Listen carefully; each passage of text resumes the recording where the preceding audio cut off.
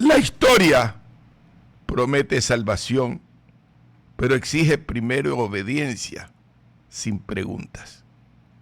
Toda fe que olvida al hombre concreto se convierte en liturgia del poder.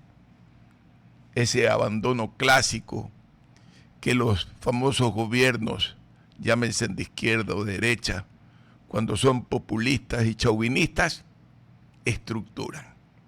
Hacen una liturgia de sus palabras, olvidándose realmente de ser. El progreso se lo comienza a anunciar como luz. El sacrificio queda siempre en penumbra. Así vemos como el gobierno nacional nos muestra una lista de hechos y de transformaciones que en la realidad no existen y que la realidad se queda en la más profunda penumbra. Cuando la razón se vuelve dogma, la conciencia aprende a callar. Y gravita en una sociedad se vuelve aún más grave cuando los dogmas, o de derecha o de izquierda, manejados por los caudillismos, llamados progresistas o reformistas, o por la derecha con sus ambiciones clásicas, se transforma la necesidad de ser eso, un dogma. Un dogma. Pareciera que el mundo, cuando domina la izquierda, el dogma es maldita la empresa privada. Y cuando llega la derecha populista, maldito el Estado. Ergo no comprenden la dinámica funcional de las partes y por lo tanto se vuelve una sociedad maniqueísta. El futuro es un altar cómodo para abandonar el presente. Y esta es una frase que me la diseñé ayer a la noche. Y se menciona eso de que siempre nos venden el futuro. ¿Y qué pasa con el presente? La realidad, el concepto claro del hoy. La derecha propone generar riqueza para distribuirla después. ¿Y el presente? O la izquierda propone bienestar hoy y cero futuro. Es decir, no hay un balance, un equilibrio entre la propuesta de largo plazo, la mediata y la inmediata.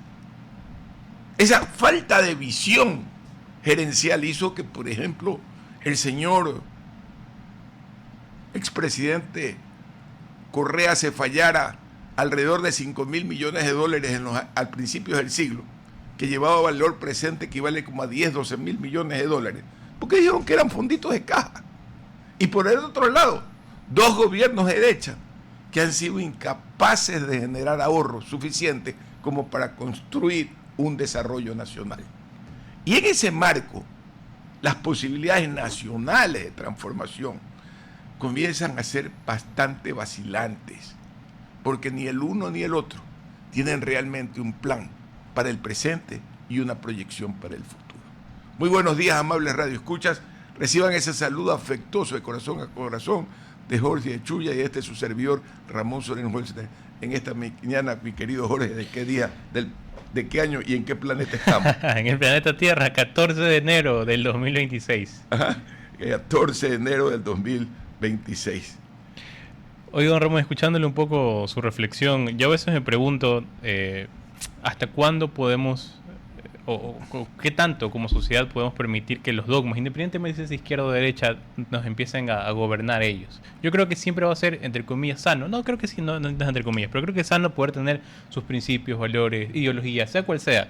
Pero cuando eso ya nos bloquea de todo, cuando ya nos hace ver la sociedad y el mundo en blanco y negro, creo que ahí hay un problema. Usted ha señalado, es maniqueísmo. Es la incapacidad que genera una sociedad que no razona. A mí me pasa algo. Hay gente que piensa que yo soy un hombre antigobierno del señor Noboa. No, el señor Noboa lo respeto, lo aprecio. Desciende de algo que para mí es trascendente.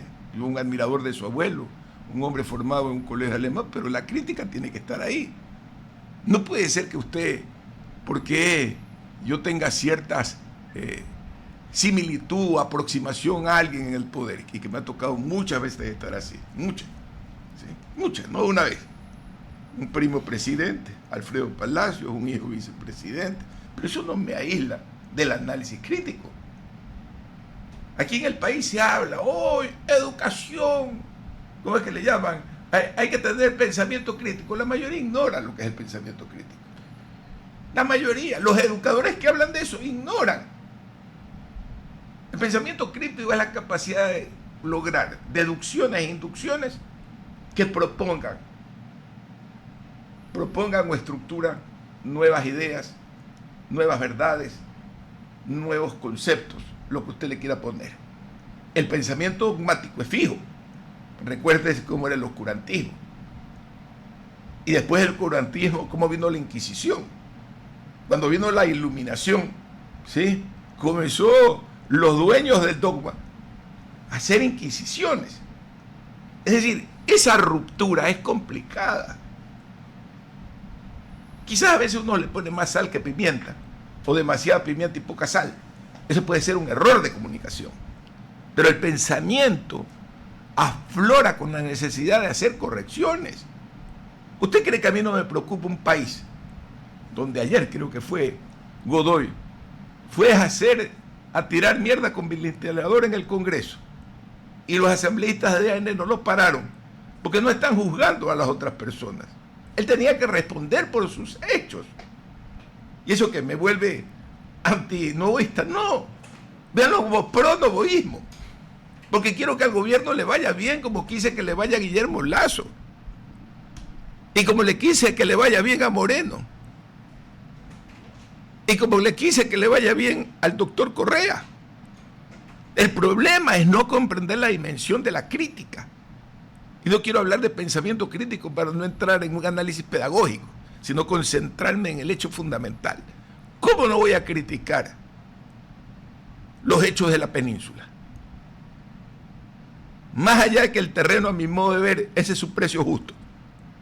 Para otros es $9. Para mí, como inmobiliario, yo no pagaría más de $2-3. Porque son quebradas. No es que es tierra superficial puesto.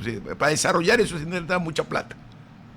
Pero no puedo dejar de asombrarme que la hija de un radiodifusor, de un colega nuestro, no sé si todavía está vivo en Santa Elena, sea la empleada de ella, la que sea la compradora de una propiedad. Y que de paso descubran que no tiene seguro social. Y esa es la gente que no está defendiendo en el Estado. Son cosas que tienen que hacerse, porque lo demás sería una felonía mayor. Si yo, este ser humano igual que usted y otros comunicadores, por temor, por miedo, porque le hagan lo que le hace a Granaza, dejan de hacer esto, es mejor cerrar el micrófono, porque no están entendiendo la labor de la prensa o de quienes hacemos crítica política. Cuando usted ve en un país, y esto es grave, que intentan callar una voz por crítica, caso de Granaza, o que usted ve que se compran los medios en una forma y que sus propietarios en forma pusilánime se las venden. Porque cualquiera pregunta, ¿y de dónde viene esa plata? Revisa, para no meterse en un problema. Por una cosa es que el Universo o la Radio Centro lo compre alguien que se conoce, un ser prominente, de probidad clara, un grupo industrial, que viene y dice, quiero tener medios porque quiero dedicarme a la música y quiero esa frecuencia porque está bien posicionada en un noticiero, hace un business plan y dice, con esto voy a salir adelante y voy a hacer plata, bravo. Pero que vengan mis colegas y que reciben planta $2.700.000 de unas personas no conspicuas o no prominentes. Por lo menos investiguemos. Mire dónde ha terminado el tema de Santa Elena. Ni siquiera, me imagino que por ahorrarse testaferrismo que cuesta plata, no buscaron a un pocotón de gente que hay en Guayaquil y me imagino en la península con cierta prestancia, que hubiesen hecho un joint venture para la aventura. O sea, hay hasta falta de capacidad intelectual para comprender el sistema. O sea, no se sentaron a diseñar la pirámide. Y una pirámide sin diseño y sin cálculo sísmico, ¿qué le pasa? Se cae, se derrumba. Se cae de culo. Es decir, hay una mediocridad en la administración que se expresa en forma clara, contundente, por parte de chicos formados en universidades europeas, norteamericanas, doctorados, masterados, que hasta para el chineo valen 3 atados de cangrejo, pues, y caminan para atrás. Lo de Progen es impresentable. ¿Quién le ha dicho que en el sector público se puede comprar sin garantía? Garantías o seguros de fidelidad, de fiel anticipo. Te anticipo un dinero, préstame una garantía de $50 millones de primera clase, o de una aseguradora ecuatoriana que la podemos quebrar acá, expurgar. No, entrégale 50, 30, no me acuerdo el valor. La explicación que hicieron alrededor de esos generadores que pusieron en Esmeralda, ¿dónde estuvo la verificación de origen para poner que el generador tenía que ser de 60 Hz y no de 50 Hz? Más allá que se llevaron el billete y nos dejaron chatarra. Eso es lo que me preocupa. Han perdido la dimensión fundamental que hay en la teatralidad. Y les voy a decir un ejemplo. ¿Qué hace que una obra se potencie? El marco, la tramoya. Estos quieren hacer las cosas sin una adecuada tramoya. Y eso gravita en el futuro del país, porque nos volvemos, o sea, los pillos ya no tienen pudor para robar. No tienen pudor. Antes por lo menos el pudor era una esquina. Espérate, pume, hazle esta carcameta, ponle por aquí esto, para que no se vea, saque el reflector de acá. No, con reflector y todo. Es decir, quieren un protagonismo delincuencial terrible. Terrible. Y eso a mí realmente me preocupa. Me preocupa porque yo no me voy a ir de este país. No es que puedo hacer como mucha gente que toma, porque está desesperanzada, ¿no? Porque una cosa el gobierno toma como propio el crecimiento de la economía en los últimos meses. No, señor, no se engañen. No engañen al país.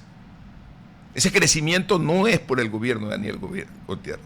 Ha habido una expansión de la economía agroexportadora significativa, sin ningún apoyo real, más allá de los intentos que hizo el ministro de Agricultura, que se retiró, ¿sí? El del oro, más allá de esos intentos, esos pequeños flipeos que un poquito impulsaron.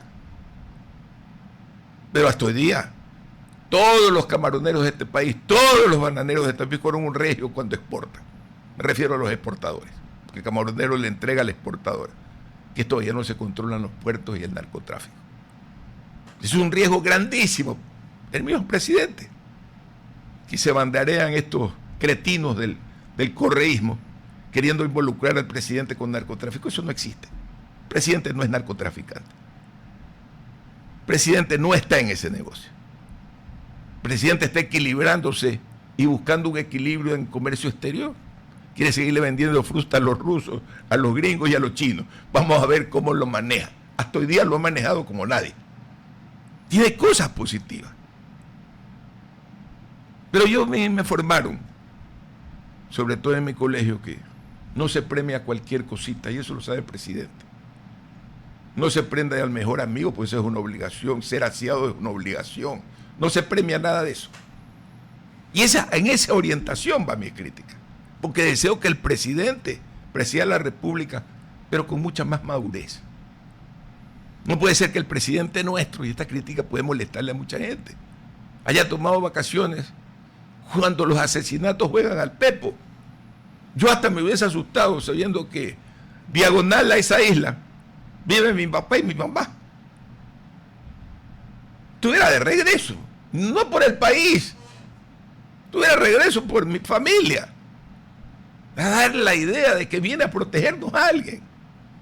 Me preocupan esas cosas. Y por ahí va el lado de la crítica, el razonamiento. No se puede justificar todo, lo oía Reinberg, un hombre inteligente, un hombre valiente, justificando un error de gobierno y de justicia, al dejar que en España se afloje a un criminal. Averiguando, el Ecuador no tenía un abogado en ese proceso. No había un abogado de peso español que diga, caramba, hombre, este proceso aceleremos. Y justifican esto más o menos como que la justicia española está corrompida y que caramba, por ahí va la cosa. Puede ser, es una variable, pero es menor a revisarnos a nosotros mismos. Es fácil expulsar el problema para afuera, pero no hay una introspección sincera y decir, fallamos, nos equivocamos, nos demoramos. Para aceptar un error hay que ser lo suficientemente valiente para decir me equivoqué. Y obviamente los narcisos nunca tienen ese valor. Y el narcisismo nos aflora a todos, ¿eh? No es que es una propiedad de nadie, ni de la izquierda ni de la derecha. Es una cosa con la cual los liderazgos tienen que trabajar para gobernar mejor. Estamos hablando de gobernabilidad, del futuro de millones de ciudadanos. Hay gente con poder como en la época de Correa que abusa. Y eso es preocupante, querido Jorge. Me ha dejado hablar más de la cuenta, 7:11, con 11 minutos, 11 segundos. Así que estamos ya con nuestro invitado, Jorgito. Se lo dejo enterito. Una reflexión bastante necesaria, don Ramón. Pero bueno, ya nos acompaña en la línea el teniente Luis Suárez Valle, subcomandante y jefe de operaciones en la subzona del Oro. Con él vamos a hablar un poco sobre temas de seguridad, específicamente cómo se está llevando a cabo las operaciones contra el crimen organizado en Machala. ¿Cómo está? Muy buenos días. Buenos días al medio de comunicación, gracias por la invitación. Como Policía Nacional, nosotros aquí en el Oro seguimos trabajando en el tema de, operativo, realizando las acciones preventivas correspondientes, siempre buscando ganar esa confianza de la ciudadanía y lógicamente combatir el crimen organizado acá en la provincia.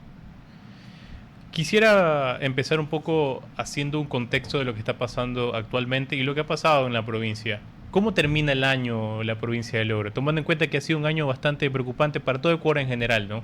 Pero específicamente en el Oro, ¿cómo terminó ese año 2025?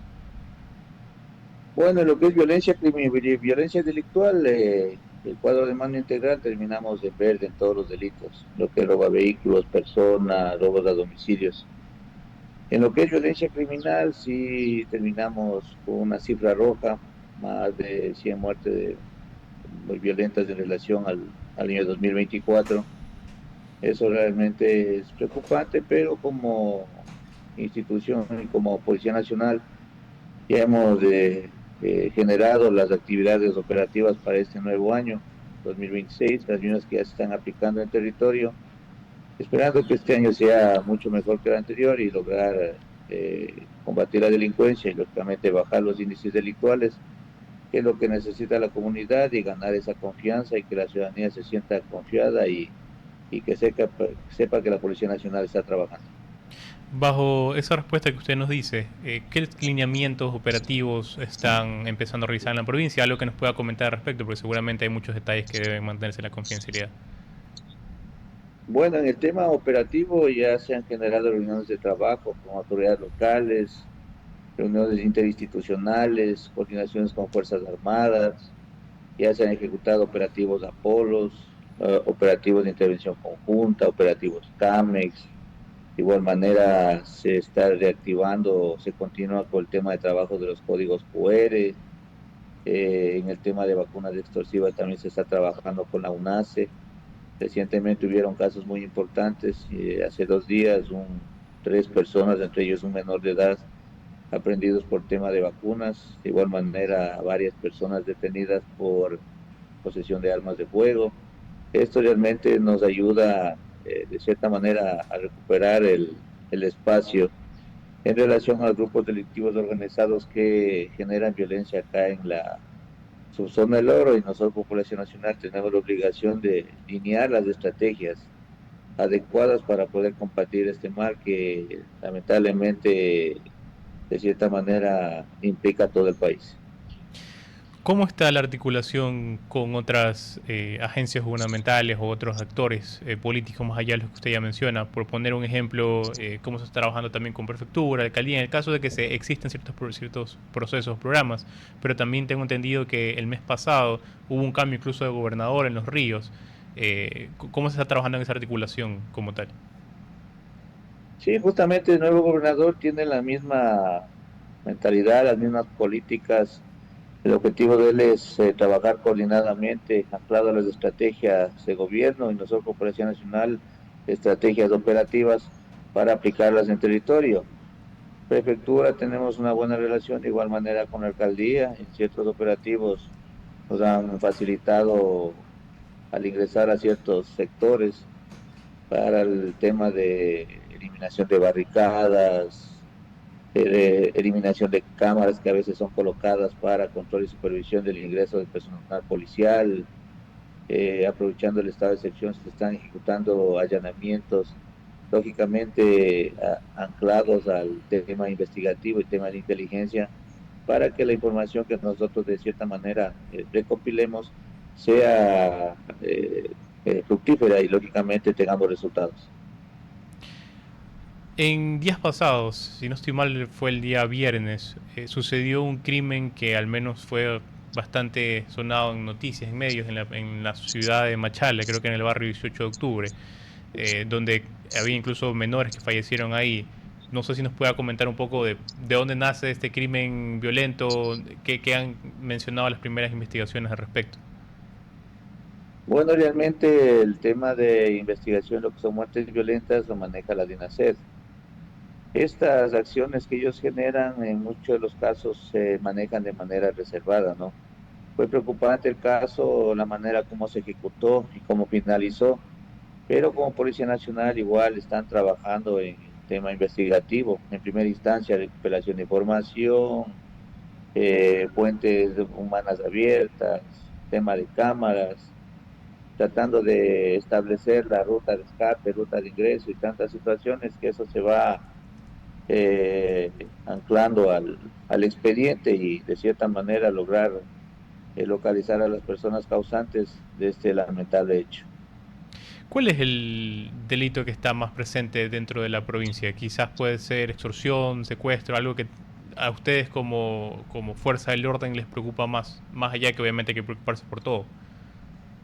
Bueno, el tema de muertes violentas, el tema del microtráfico, control de espacios, control territorial, el tema marítimo, de igual manera el tema de vacunas extorsivas también es preocupante.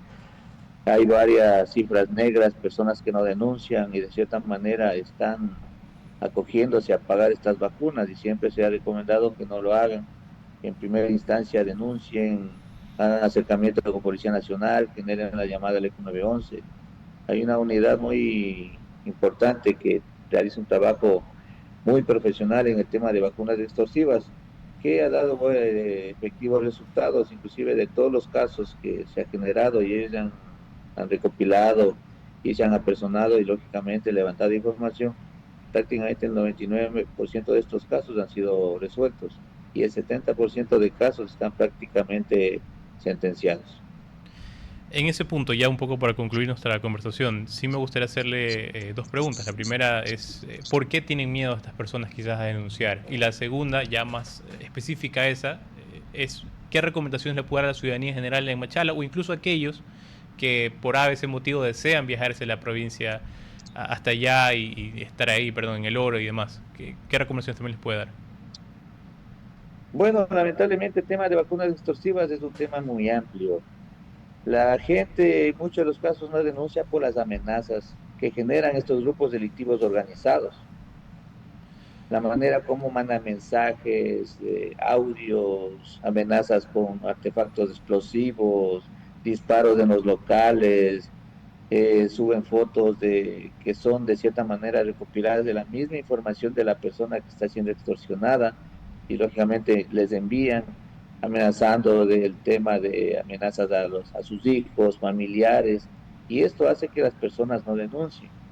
Pero hay que considerar que nosotros, si no denunciamos, no tenemos esa base legal para que la unidad especializada realice un trabajo profesional en este tema. Por eso es muy importante que la gente denuncie, genere ese primer llamado al 911, para que la unidad del eje preventivo avance al lugar, verifique en primera instancia lo que sucedió. Si es algún artefacto, haga levantamiento del artefacto, avance criminalística, fije los indicios, evidencias. O sea, existe un canal abierto investigativo para que la unidad pueda trabajar en territorio y pueda ayudarles en el tema de extorsiones. Y en el tema de seguridad del oro, hay espacios que realmente está bajo control y supervisión de Policía Nacional, Fuerzas Armadas. Hemos coordinado con ellos, están realizando varios operativos en lo que es Puerto Bolívar, sectores Sauces 1, Sauces 2, 10 de septiembre, sector de Génesis, sector centro de la ciudad. Se está trabajando con el código QR, tanto de Policía Comunitaria como de Dirección General de Operaciones, presencia policial del centro de la ciudad.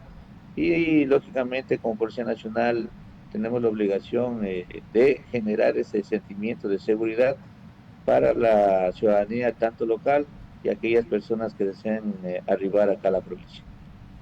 Perfecto, su comandante, le quedamos muy agradecidos y esperamos que tenga una excelente mañana. Igualmente, gracias a ustedes por la invitación. Un excelente día. Hasta luego. El dogma político florece, querido Jorge, ¿sabe cuánto? Todo el momento en esta sociedad polarizada que tenemos. ¿Cuándo? ¿En qué momento? Florece.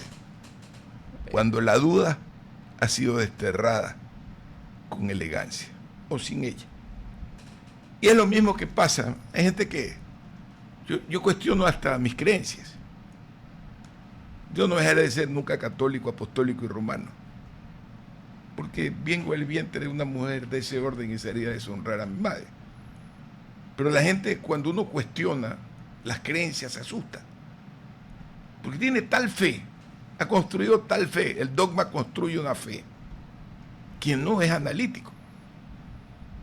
Y eso es lo que no se puede perder. Yo puedo creer en mi partido, dígase usted que yo sea social cristiano, aunque me afiliaron al Partido Socialista y todavía no me afilio, porque nunca me afilié, pero se acuerda de que una época lo afiliaban a esa lista. Nunca me movía a desafiliarme del partido aquel. No porque me simpatice, sino porque creo que ya lo anularon, así que ya no tengo partido. El único partido que me ha afiliado en mi vida es el Partido Demócrata, ficha 0008. El liderazgo de Pancho Huerta a mí me encantaba. Y casualmente por eso siempre entro en cuestionamiento, imparto ideas para ver qué se produce. Sí. Es decir, cuando tú no cuestionas eso, es terrible, como me pasó algo. Alguna vez hice una procesión de la niña Narcisa del Cristo Negro. Usted sabe que soy ribereño del Daule. Y había gente que me había convertido al cristianismo, como que si yo no hubiese sido cristiano. Uy, me felicitaban, yo no decía nada. Y otros amigos míos, las izquierdistas marxistas, que tengo muchos, me decían, hermano, ¿cómo le haces un ritual a los palos? Mire, hermano, si ese palo le sirve a alguien, esa fe le sirve para flotar, déjalo en paz. ¿Qué te importa a ti? Me alegra que hayas venido, porque venía a comer, se sirvió ese día 4.000, ¿cómo se llama? Aguado de gallina. Ahí metimos, llevando una vieja tradición de mi bisabuelo y de mi tatarabuelo, que invitaba a todo el pueblo a comer. Ese día invité a todo el que quería entrar y tuvimos que matar 350 o 400 gallinas, y con eso se hizo la fiesta. Pero ahí viene el problema. Miren cómo en ese hecho, en esa disyuntiva, había gente que, como he sido siempre un crítico de mi propia fe familiar, ¿ya?, de ciertas cosas que yo no voy todos los fines de semana, de vez en cuando voy a misa, pero esa es una forma de ver la religión, no es escolástica. El cura dijo, Santo Padrecito, para mí el Padrecito es un ser humano parecido a Chuya, que tiene como profesión ser ¿cómo se llama?, médico de las almas. Y está, pues, terminado la relación que me puede transmitir. Es un profesional, para eso se ha formado.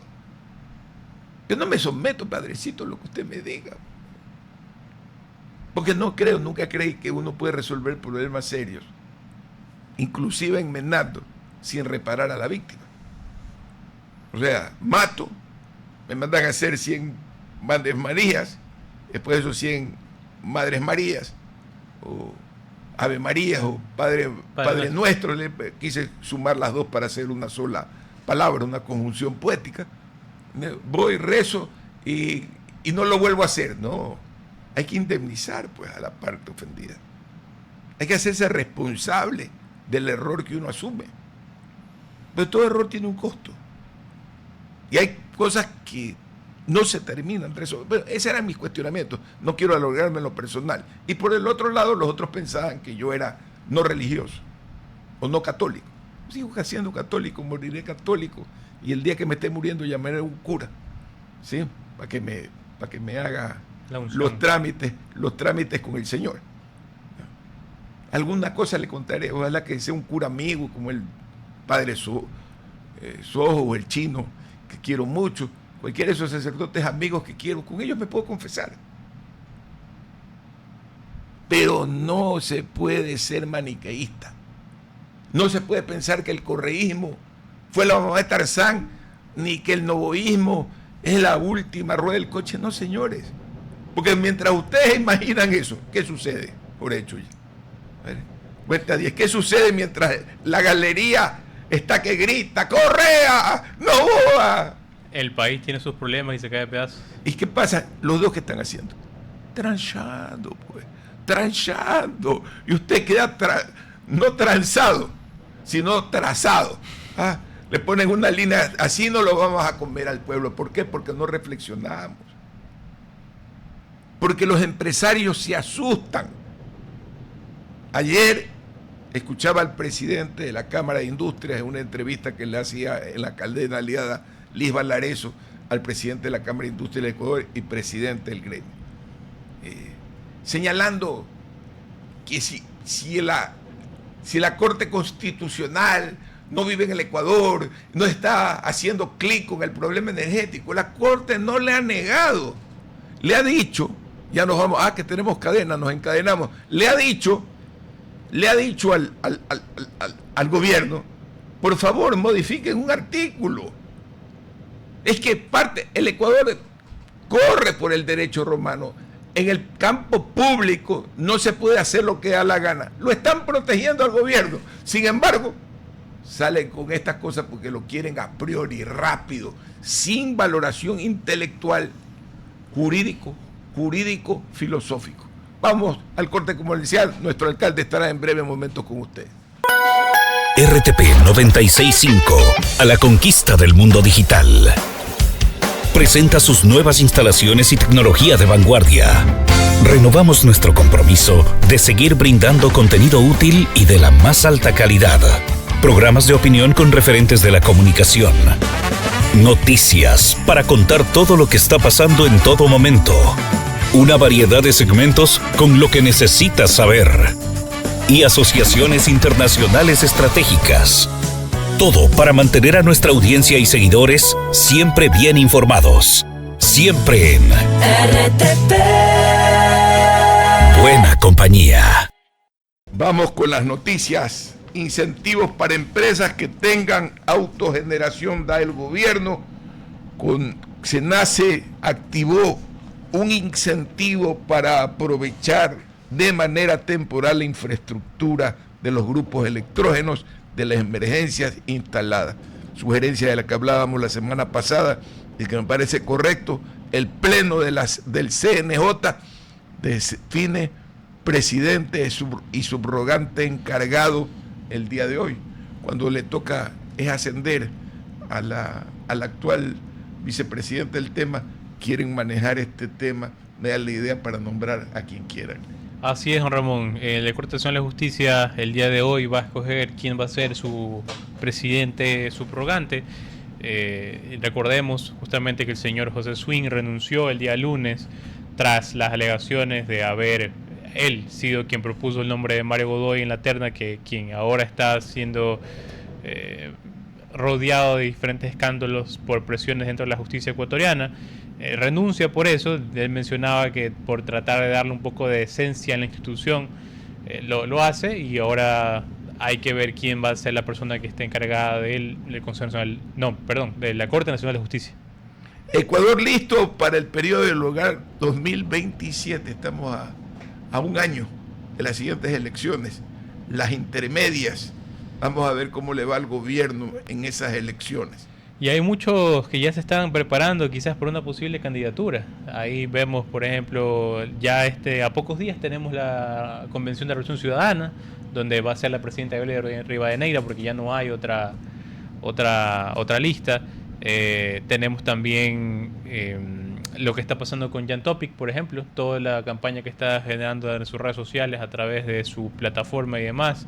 Y bueno, múltiples personajes que se están tratando un poco de perfilar ahí, ver qué podrían... Ahora, Topic, ¿a qué está perfilando? reflejar. ¿A la presidencia, a la asamblea, Eso es alcalde? un poco, ¿A qué es lo que busca? eso es un poco... El discurso es nacional, pero lo que entiendo es que los social cristianos lo quieren alinear como candidato de Durán. Eso es lo que voy, porque en un principio, recordemos que la institución de Topic era ser presidente, luego ya no pudo aspirar a eso, se enfocó bastante en Durán, pero en las últimas 2 semanas, con los videos que él ha tratado de sacar, se está refiriendo tanto a nivel ecuatoriano, pero sobre todo también a nivel de Guayaquil, que hace pocos días, creo que no estoy mal, fue el día lunes, subió un video incluso en una calle de Guayaquil mencionando que aquí hay este barrio está liderado por tal grupo y que al menos se puso a pintar las paredes de los grafitis de los grupos delincuenciales que estaban ahí. Por otro lado, a 2 años del conflicto armado, expertos en seguridad hacen un análisis de la declaratoria de conflicto armado interno y sus resultados en el país. Página 17, Diario del Universo. Vamos a ver qué abre, qué es lo que analizan los amigos analistas. 2 años de declaración de conflicto armado y así está la situación. Analistas revisan el resultado de la declaratoria, lo que se ha logrado y lo que aún queda pendiente por resolver al Estado ecuatoriano. 9.300 muertos violentos se registraron durante el año 2025. Expertos creen que el bien se atrapó, que si bien se atrapó a cabecillas, hay un reacomodo de las bandas y el control del elemento humano tecnológico. Esto es un problema serio. Es un problema serio el que el gobierno caparee éxito. No hay que ni criticarlo en decir, es dificilísimo. México con una fuerza militar y policial mayor no puede vencer. Los colombianos llevan 70 años arrastrados por la misma situación y no logran hasta hoy día eliminar el problema, porque el negocio es tan bueno que en la medida en que más lo aprietas, más bueno se vuelve. ¿Y qué sucede del otro lado? Los consumidores europeos y los consumidores norteamericanos no encuentran solución ni respuesta a su problemática de la adicción. Eso es algo bastante preocupante que también incluso a nosotros nos toca, recordando y también citando un poco lo que mencionaba en ese artículo.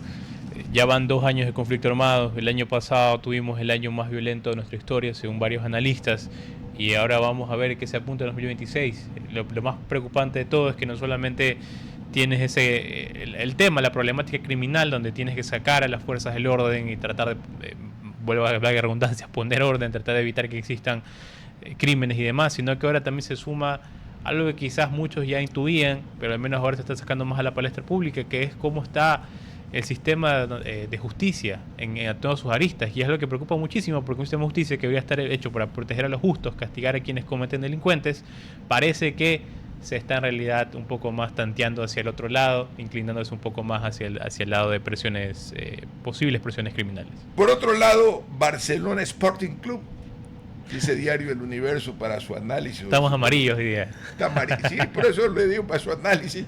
Llega su nuevo director técnico, César, el venezolano César Farías, reemplazará a Rescalvo. ¿Qué le parece ese cambio? Bueno, yo la verdad me parece positivo, porque yo no creo que por qué esperaron tanto para hacer ese cambio. Lo único que igual me preocupa es que ya estamos en medio de pretemporada. Barcelona tiene su primer compromiso internacional a principios de febrero y el nuevo director técnico todavía no llega porque no tiene arreglado todavía los papeles de la visa. Entonces hay que acelerar los procesos ahí. Por otro lado, el municipio activa su plan preinvernal.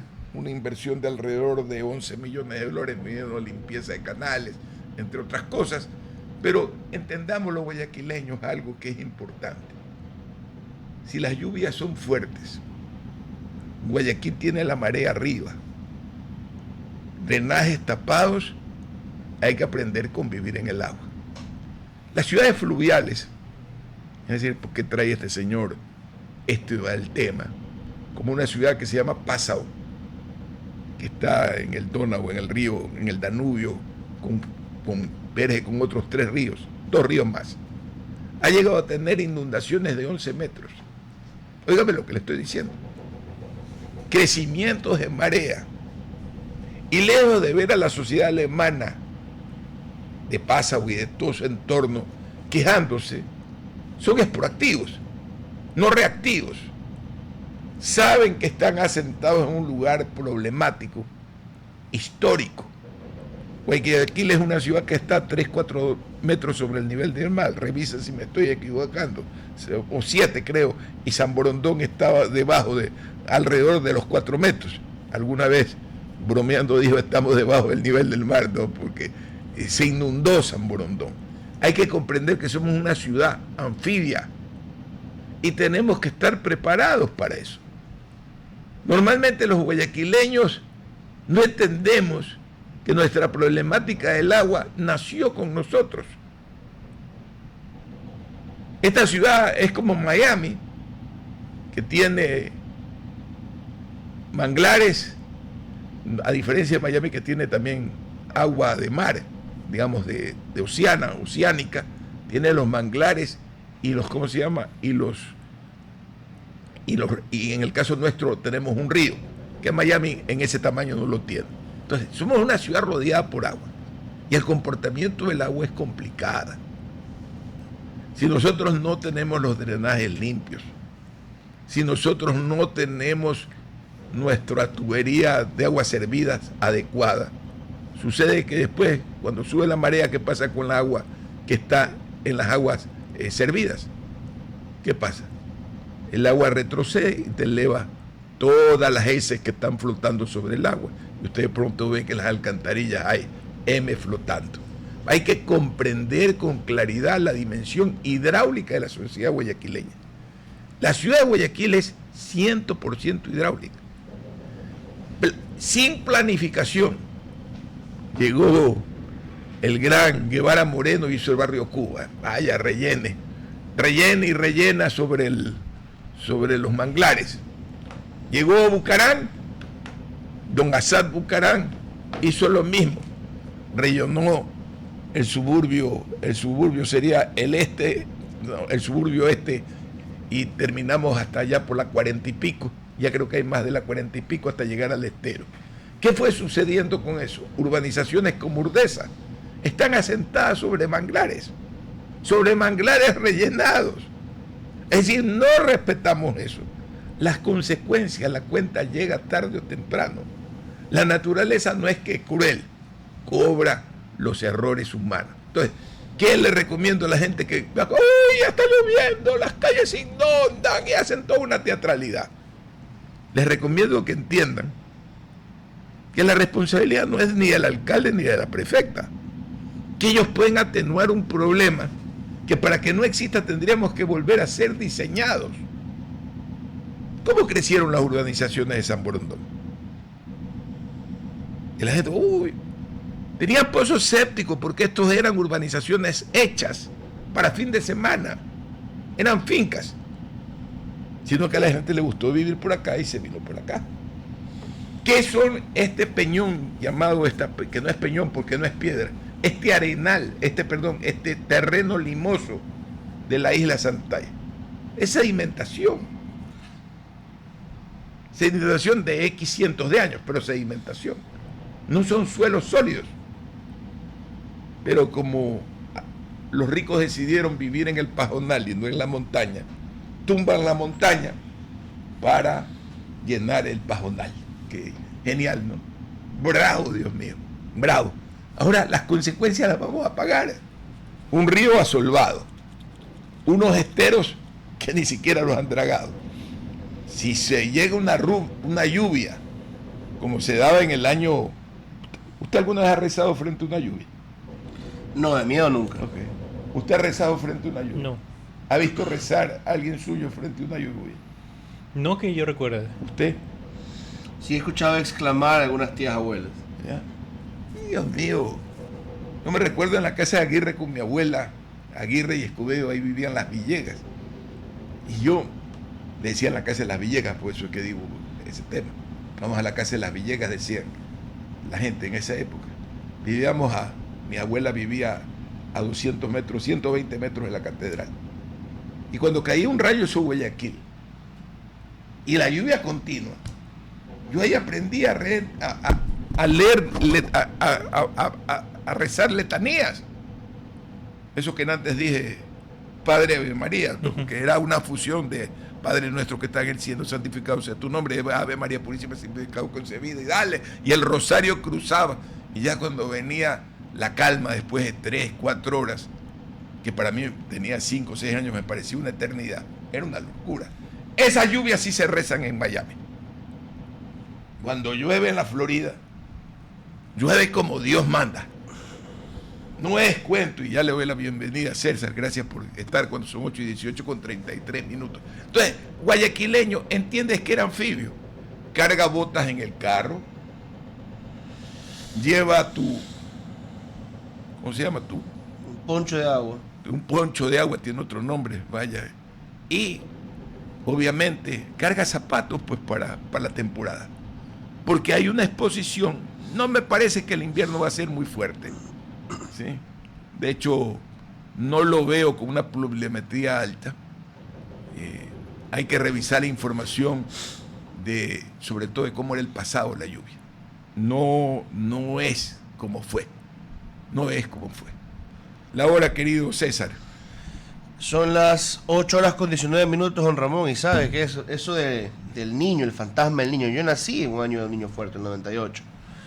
Y recuerdo que no fue un niño, pero fueron lluvias intensas las del 2008, 2009, los primeros años de gobierno de Correa hubo inundaciones. Recuerdo haber visto transformadores reventar. Y me acuerdo que allá por el 2015, 2014, 2015, en los colegios, en muchos colegios nos dijeron, van a tener que venir a clases los sábados, porque probablemente terminaremos el año lectivo temprano para evitar las lluvias por su intensidad. Y fuimos a clase los sábados, y ya medio mayorcitos, llegábamos con gafas a veces los sábados, y atendíamos las clases los sábados como podíamos, y finalmente nunca llegó el niño. Y queríamos ir a quemar el Ministerio de Educación. Ya a esa edad escondía la farra usted, señor Félix Cordero. Yo y terrible, muchos más. Dios mío, terrible, señor Félix Cordero, Dios mío. Se delató al aire, relajoso. Pero fui escolta de la bandera. Con aspiración a, ¿cómo se llama? Con aspiración a sacerdote, una mezcla bien especial. Claro, cura suelto, como diría usted. Yo si hubiese sido sacerdote, yo hubiese sido cura suelto. Nada de escolásticas ni compañía, ni eso es igual que los partidos políticos. Mejor que me den una capilla y una María. Listo. Funcionaba como sacerdote suelto. Tranquilo, con una capilla y una María resuelto mi problema. Y ustedes hubiesen estado encerrado en el convento de los monaguillos del Opus Dei. La hora, querido Jorge. Son las 8:20 de la mañana. ¿Quién toma Diario El Expreso un tema importante y no lo tomen en forma negativa? Cuando un medio se preocupa por la comunidad y dice Guayaquil huele a descargas industriales, vertidos industriales de 90 empresas están deteriorando la salud ambiental de Guayaquil, siendo ayer alertó ayer EMAPAC, planta de tratamiento diseñadas para aguas domésticas reciben químicos y residuos que saturan el sistema y afectan los cuerpos hidráulicos de la ciudad desde hace años. Y hago este silencio para que comprendan la dimensión del problema. Eso es contaminación ambiental. Claro, los olores son una contaminación, como el ruido es una contaminación del oído, cualquier cosa que contamine el olfato es también una forma de contaminación. No salten los empresarios, inviertan en plantas de tratamiento que no devuelvan en una forma determinada, no técnica, el agua. Vuelvan a limpiar hasta que tenga capacidad para que no tenga esos efectos, César. Bueno, y claro, uno les dice eso y generalmente no todos, pero generalmente saltan y dicen, me está asfixiando el Estado, no puedo. Bueno, a ver, para eso existe la democracia en su forma más elemental. Si el que tiene que hacer la ordenanza es un consejo cantonal, en este caso el Consejo de Guayaquil, que se reúnan, que investiguen, que visiten a las plantas, que hablen con los vecinos y digan, bueno, esto puede costar para una fábrica mediana de las que están todavía dentro de la ciudad la inversión, los vecinos pueden tolerar tanto tiempo, ok, tienen tanto plazo para instalarlo y no van a quebrar, listo, muy bonito. Si es a nivel de una ley, la Asamblea Nacional, que hagan algo parecido. El problema es cuando por un lado el empresario no quiere saber nada y está bravísimo, y por otro lado la autoridad, para tener la noticia de que yo fui el que pasó este proyecto, yo me enteré primero y yo me preocupé primero, pues no hacen su investigación debida, su trabajo debido. Estas cosas tienen que empatarse amigablemente, y el trabajo sobre todo de un concejal, que tiene que ser un vecino, que tiene que ser parte de la ciudad, es tender esos puentes. Por otro lado, un desliz en el plan 2026 para más energía térmica, dice Diario El Expreso. Vamos a ver qué sorpresa nos tiene. Ya volvemos a las otras páginas que incendia Guayaquil. Vamos con la página 6. Dice, el plan para sumar 620 megavatios a la red eléctrica sufre un revés. Selec declaró desierto el contrato para alquilar 260 MB de energía térmica con Pascuales y las Barcazas, Vesubio, El Descanso y Villonasco. Las frases, este proyecto ya ha fracasado varias veces, se hicieron mal los pliegos, no se verificó a oferentes. Y segundo, hay que hacer todo lo que tenga en tus manos, porque a mí lo que me importa es que haya energía, dice Inés Manzano. Bueno, este concepto es interesante. Ella es abogada, y en el derecho público lo que no está permitido no se puede hacer, si mal no recuerdo, es una acción. Por eso se molestaron con la Corte. La Corte le está recordando que en el derecho público ecuatoriano ellos no son dueños de la Constitución. Lo que no está escrito no se puede hacer. Lamentablemente, a diferencia de otros gobiernos donde la costumbre determina la forma de contratación, en este caso tienen que limitarse a esa forma. Adelante, César. Jorge. Yo creo que la molestia de algunos es que la Corte a veces interpreta de forma más estricta y otras veces no. Y el centro de la controversia está en sí esta excepción que dejaba esta ley del año 2021, la del interés público, era demasiado generalista o no. Pues claro, yo soy de los que puede decir, puedo coincidir con la postura de los que apoyan a la Corte, de que si la Constitución te pide que haya excepciones y tu excepción es tan amplia como el interés público, indeterminada como el interés público, ya no hay excepción, pues porque el presidente declara emergencia, firma, listo, ya está el interés público. Por otro lado, sí existen en nuestra normativa estas, digamos, figuras indeterminadas justamente para facilitar los procesos.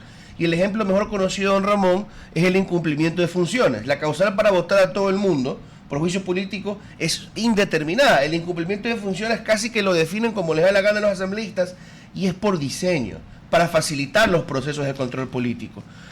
Yo digo, ustedes pueden discrepar conmigo, pueden tener una opinión más docta, porque yo no soy abogado, más clara, más profunda, pero lo importante es coincidir que esta Corte, aunque puede a veces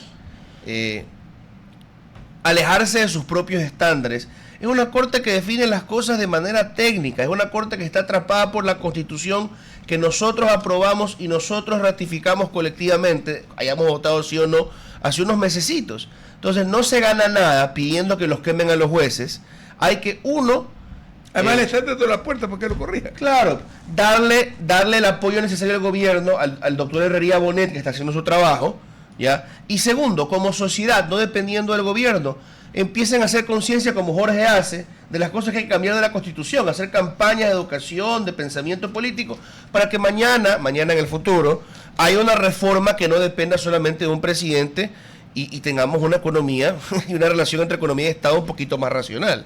Y solo para complementar brevemente en lo que menciona César, o sea, es necesario entender que esa narrativa de otra vez nuevamente poner a la Corte como los enemigos del Estado, de los miembros del gobierno, creo que es un poco insultar a la inteligencia que tenemos como ciudadanos. La Corte Constitucional, al final del día, son aquellos que hacen cumplir lo que está escrito. En el derecho público no se puede hacer aquello que no está escrito.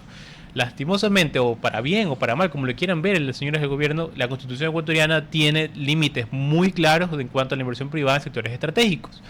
Entonces, si el problema no está realmente en que la Corte no quiera que exista inversión privada, el problema está en primero esclarecer en concreto el artículo que ellos mencionan en su sentencia, esclarecer de manera clara qué es el interés público, porque el interés público puede ser un montón de cosas, pero ellos te piden por favor especificar eso. Y segundo, si ya es un problema también de diseño, como lo dice César, entonces abramos esa otra conversación que está pendiente, que es buscar esa reforma a la Constitución mediante el legislativo como tal. Mire, ¿qué va a tumbar a lo largo a Trump? Y lo va a llevar a un impeachment. Su relación a la normativa y la tradición norteamericana, que hoy día está retenida fundamentalmente porque los republicanos a regañentas sostienen el discurso de este hombre, pero llegan a un punto, como lo dijo uno de los líderes, que si no ganan, de los líderes republicanos, que si no ganan las elecciones, él, dijo este líder, que no me acuerdo el nombre, a lo mejor César se acuerda, iría preso. ¿Por qué? Porque lo que habían hecho era incorrecto. El Tribunal Constitucional lo que está diciendo al gobierno es apéguense al derecho ecuatoriano. Una cosa es lo que yo puedo aspirar como empresario, en vía libre, llego y quiero hacer como que si fuera mi negocio. Por lo general los empresarios ecuatorianos son empresarios familiares, son dueños de sus empresas. La mayoría de los grandes empresarios no son CEOs de empresas que no son familiares, o sea, empresas accionarias, porque eso también tienen límites. La Junta le fija unos límites, el directorio le firma unos límites y aprenden a trabajar dentro de esos límites. Pero cuando la élite empresarial del Ecuador es propietaria de su empresa, piensa que esas subestructuras o sobreestructuras en el Estado, esas subestructuras privadas, el directorio, la Junta General de Accionistas, no existen en el Estado, y esas son la Corte Constitucional, la justicia, ¿cómo se llama? El marco estatutario que es la Constitución de un país. Entonces tú tienes que reconocer los límites para dentro de esos límites avanzar y no tirar sobre los demás. Vamos con este tema, César. Fiscalización refuerza narrativa oficialista en el caso de Granaza. La comparecencia del superintendente de compañías sorprendió incluso a la propia comisión. Existen dudas sobre las verdaderas intenciones de la mesa. Adelante, don César. A ver, a mí me preocupa un poco, ¿no?, que los procesos de fiscalización también se pierden por la calidad de los asambleístas. La abanderada de esta causa sale del correísmo dentro de la asamblea, por supuesto, nada más dentro de la asamblea, y es Nuria Butiñá, cuestionada por sus peleas con ex asesores, el aparente maltrato o supuesto maltrato que les dio, según ellos, por la acusación que se hizo contra ella, de la cual es ante la ley inocente, por supuesto cobro de diezmos. No es el personaje más agradable para ponerla a la carga en este momento, pero ahí está. Y salen en redes sociales todo tipo de ataques contra el señor Cabezas Cler, que no es de mi gran simpatía, pero le sacan ya su pasado con el Cuadrán y esto y lo otro. Y creo que se desvirtúa el tema. Y me da pena, porque este es otro caso serio para mí. Llamémosle hasta ahora acoso del gobierno de un medio de comunicación, ¿ya? Y deberíamos tomarlo con extrema seriedad, y debería hacer lo mismo en la Asamblea Nacional, pero me da miedo que ahí entre Nuria y Tilín y Pepito y Juanito se nos puede perder en la maroma de las acusaciones y los encames, como dirían los otros jóvenes. A ver, yo mencioné la relación del joven, bueno, ya todo un joven, ya cincuentón, el señor Cabezas Cler, con Ecuadrán, para que se sepa y se conozca con claridad que él sí conoce derecho societario. En otro tono, claro. Sí, sí. O sea, es importante, pues no es que estamos hablando con un ignorante de la materia de compañías.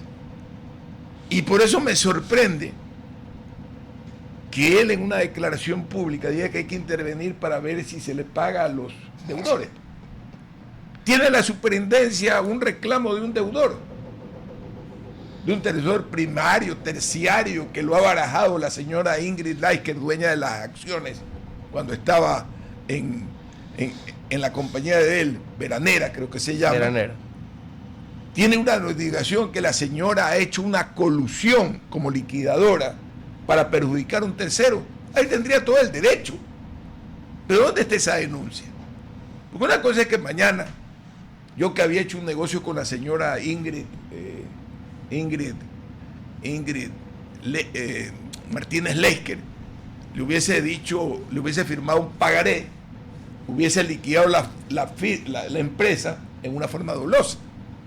Entonces tendría opción de retroceder. Es decir, lo que digo a este joven, que lo conozco desde pequeño y es un gran amigo mío, alguien a quien aprecio, su abuelo era mi pana del alma, es que caramba, pues, hay que darle forma a las cosas, pues. ¿Quieren pelear con alguien? Cójanlo por el lado correcto, pues. Si doña Ingrid hizo un acto de colusión, ya fuera público, habría una demanda, una cuestión. Segundo, quieren hacer, y él lo sabe, que eso no es posible, porque él es conocedor del derecho societario. No es que no lo conoce, ha crecido con el derecho societario. Él sabe con claridad lo que Granaza dice, y que es correcto, lo he verificado con profesionales del derecho, con un ex superintendente de compañías que tuvo la semana pasada aquí. La superintendencia no tiene capacidad para ordenar inscripción de acciones. El único que le puede ordenar a un gerente de una compañía o al administrador o al representante de una compañía la inscripción del nombre de un accionista es la sentencia judicial notificada al ciudadano. Pero Entonces, sí hay dos casos ahí, don Ramón, que creo que es un poquito en lo que nos perdemos todos. Está el caso de Ingrid Martínez Leisker y Veranera, claro, ¿ya? El fideicomiso que se liquida pero no se ha cancelado todavía. Y el otro, el de los Isaías. Y las Isaías con inmobiliaria. Ese es el que me estoy refiriendo. Claro, y que a veces Claire insiste, no, es que aparece en el portal de superintendencias, pero en el libro no lo han inscrito todavía. Y hay sentencia de la Corte Constitucional, que es la que comentamos hace unos meses. Ya, pero tenía que bajar lo que está en la sentencia constitucional, tiene que vender al juez original y el juez, porque el Tribunal Constitucional, para algunos abogados, no es el que puede ordenar eso. Vuelve en el juicio donde esté ese proceso y ese juez ordena al otro. Es decir, el juez que le quitó los derechos a los Isaías de participación, ese es el que tiene que ordenar. En todo caso, yo le comentaba esto a un par de abogados ayer, uno de ellos estuvo con nosotros, el doctor Vidal, les decía, más allá de todo este tema que ustedes lo dominan mejor, les decía, a mí lo que me preocupa es la actitud. Meten el 31 de diciembre a patadas a que les muestren los libros. O sea, eso no demuestra buena fe de parte de la... No llegamos el superintendente, de las autoridades de la superintendencia. O sea, ese no es un trato que le das a un medio de comunicación que para el colmo está en una pelea en otros ámbitos con el gobierno, porque se puede malinterpretar fácilmente. Ese es el trato que le podría dar por último a una empresa fachada de un minero ilegal, algo recién constituido de papel, pero no una empresa, y no solamente un medio de comunicación, a cualquier empresa con un mediano perfil normal, porque puede parecer un acoso. Oiga, Jorge, me preocupa. Swing no votará en la elección del nuevo presidente de la Corte. O sea, se va como presidente, pero no como juez. ¿Qué le parece? ¿Qué nivel ético que tiene esta sociedad? ¿No? O sea, yo dije, se va como juez, qué bien. ¿Qué nivel de ética del hombre? Pero el hombre, a pesar de que es el causante de unas crisis judiciales, o que la crisis judicial es vieja, se termina ahí mismo. Termina ahí mismo después que le elige a un juez no idóneo para el cargo. Pero sabe que al menos renunció, porque eso ya es bastante en comparación a lo que está haciendo Mario Godoy en el Consejo de la Judicatura. ¿Pero a quién le cayó pues la presidencia? A la mimada del sorteo. a la Dani Alves del Messi, que era Diana Salazar, pues a la jueza Camacho. Pero hoy se escoge, todavía no está escogida, todavía no es oficial. Entiendo que ya está la jueza Camacho, si no, corríjame. Revisen, porque creo que se está proyectando. Yo entendía que era hoy ese tema. Bueno, ¿qué más, jóvenes? Se sorteará comisión de concursos para fiscal. La libertad de alias Negro Billy tensa el tablero del crimen en el país. Yo los dejo, mis compañeros siguen en la mañana en RTP cuando son 8 de la mañana, 37 minutos, 38 segundos. RTP 965, a la conquista del mundo digital. Presenta sus nuevas instalaciones y tecnología de vanguardia. Renovamos nuestro compromiso de seguir brindando contenido útil y de la más alta calidad. Programas de opinión con referentes de la comunicación. Noticias para contar todo lo que está pasando en todo momento. Una variedad de segmentos con lo que necesitas saber. Y asociaciones internacionales estratégicas. Todo para mantener a nuestra audiencia y seguidores siempre bien informados. Siempre en RTP. Buena compañía. A ver, ya lo decía don Ramón, ¿no? A Daniela Camacho le tocó el encargo, la prensa la da, eso añado yo, como la ganadora. No me gusta apostar, pero yo apostaría que va a terminar en eso, pero sí. Me adelanté un poquito, todavía no es la presidenta, digamos, en funciones, porque titular no va a ser, porque el titular era Saquicela, hasta que culmine lo que queda de este periodo, a menos que pase algo, como las cosas siempre pasan en este país. Y ayer también hablaba con otro colega de la radio, ¿ya?, que nos recordaba cómo Saquicela puso a Wilman Terán, y fue una de las cosas que provocaron su caída. Swing pone a Mario Godoy 2 veces.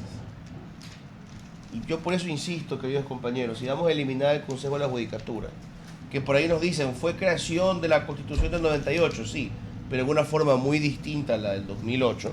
¿Ya? ¿En qué se diferencia?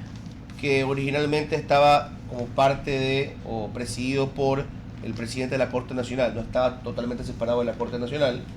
¿Ya? En el 2008 ya es un organismo aparte que sale del Consejo de Participación con ternas de distintas funciones del Estado. Pero, como les digo, ya eliminamos el Consejo de la Judicatura y lo devolvemos a la Corte Nacional. Pero si en la Corte Nacional salen los que nominan a los pillos, y como dice don Ramón, tienen tan poca vergüenza que renuncian al cargo de presidente de la Corte, pero no al cargo de, como le decía antes, ministro, juez ministro de la Corte Nacional. O sea, eso es lo que me preocupa. ¿Ustedes creen que ahí está la solución? Yo creo que lo que nos ha mostrado el órgano en general es que nunca ha funcionado como tuviera que funcionar. Y a mí lo que me preocupa es cómo estamos calificando a los jueces que pertenecen a este brazo del gobierno. Se supone que tiene que haber una separación en lo judicial entre el que gobierna y, digamos, los check and balances, el grupo que está fiscalizando lo posible, lo que puede pasar en realidad en ese gobierno. Pero yo creo que tenemos que hacer una selección mucho mejor de los jueces que queremos que estén a cargo de estas instituciones, porque claramente este no es el primer perfil que vemos que no sirve. Godoy no es el único que ha sido criticado. Yo ya creo que como ciudadanía tuviéramos que ver qué tanto nos sirve tener a un consejo, sea lo que sea, qué tanto nos sirve tener a un presidente que en realidad no puede ejercer sus funciones, y hablo en el lado judicial, no tanto el presidente de la República. ¿Y cómo lo podemos remediar? En realidad, ¿qué brazo del gobierno puede fiscalizar de una forma correcta lo que esté pasando sin tirar una bandera a un partido político? Porque ahorita yo creo que ser tanto como ADN como Correa, estamos polarizándonos más hacia quién tiene la razón y no estamos viendo qué es justo, qué es legal. Y yo creo que justamente ese es un punto importante, el tratar de tener institucionalidad en Ecuador que permite tener un balance de poderes, check and balance de los que hablabas, es entender cómo podemos hacer para que estas instituciones, que son muy importantes, sea el Consejo de Judicatura, sea el Consejo de Justicia, por las funciones que realizan, al menos a día de hoy, cómo pueden tratar de alejarse lo menos posible de una injerencia política, que no te digo que vaya, que jamás pase, porque el órgano político es una interacción de varias cosas que siempre van a suceder, pero lo que no pueden suceder es que existan presiones de ningún tipo, sea a nivel político, pero sobre todo sea desde el nivel de, entre comillas, criminal, o de aquellos procesados que tienen ciertos juicios o en su carrera. Entonces es tratar de un poco de mantener esa independencia judicial como tal y ver cómo puedes mejorar la selección de estas personas que se van a encargar de los órganos de justicia, y sobre todo, al menos yo le reconozco al señor Swing que tuvo la capacidad de decir voy a dar un paso al costado. En cambio el señor Godoy, quien realmente es el que debería estar al menos con vergüenza en la cara de todo lo que estaba pasando, lo único que ha sabido decir es la historia me va a juzgar. Pero ¿Quién es Fidel Castro? Pero él todavía seguimos esperando como ciudadanos su renuncia. Si incluso el que lo nominó, solo por nominarlo ya renunció, pero la historia me sigue ahí. resolverá, dijo Fidel Castro. Que eso me recuerda cuando un ministro acá dijo, hay momentos en que la realidad supera la legalidad. Y yo dije, este era un ministro Moreno. Estas palabras en boca de un Napoleón serían históricas, pero en boca de un ministro del gobierno ecuatoriano dan pena. Bueno, justamente mencionábamos a Fidel Castro, por ende a Cuba, y vamos a entrevistar ahora a Julio M. Schilling, internacionalista y politólogo, autor y director de Patria de Martí. Hablaremos de las tensiones políticas y de la situación en el Caribe, la relación entre lo que ocurre en Venezuela, la captura de Nicolás Maduro, y lo que podría venir para Cuba y la dictadura que hoy somete a la isla todavía. Lo escuchamos, estimado Julio, aquí en la mañana en RTP. Muchas gracias por la invitación, un placer acompañarlos. Empecemos por la incertidumbre sobre qué planes hay en la Casa Blanca y cuáles podrían terminar tomando forma en el Caribe, porque yo he sido uno de los que piensa, Marco Rubio, secretario de Estado, que es uno de los principales actores ahí, con mayor influencia hasta ahora, que me ha sorprendido hasta dónde ha podido llegar, pues tiene a Cuba en la mira, por sus orígenes, por su carrera como senador de la Florida, entendiendo la importancia del votante latino para el Partido Republicano en este momento. Pero hace poco CBS reportaba que habían hablado con el secretario de Energía de Trump y con otro funcionario del gobierno americano, y que respondieron sobre Cuba: no es nuestra política pedirle a México que le deje de vender petróleo a Cuba. Entonces parece como que no hay todavía una ofensiva contra el régimen cubano. ¿Cómo lee usted la situación? ¿Cómo no? Primero, un punto interesante. Fidel Castro efectivamente dijo eso en el juicio por asaltar un cuartel, pero estaba parafaseando, o sea, plagió a Adolfo Hitler, que fue quien dijo algo más o menos igual en su defensa, y está en Mein Kampf.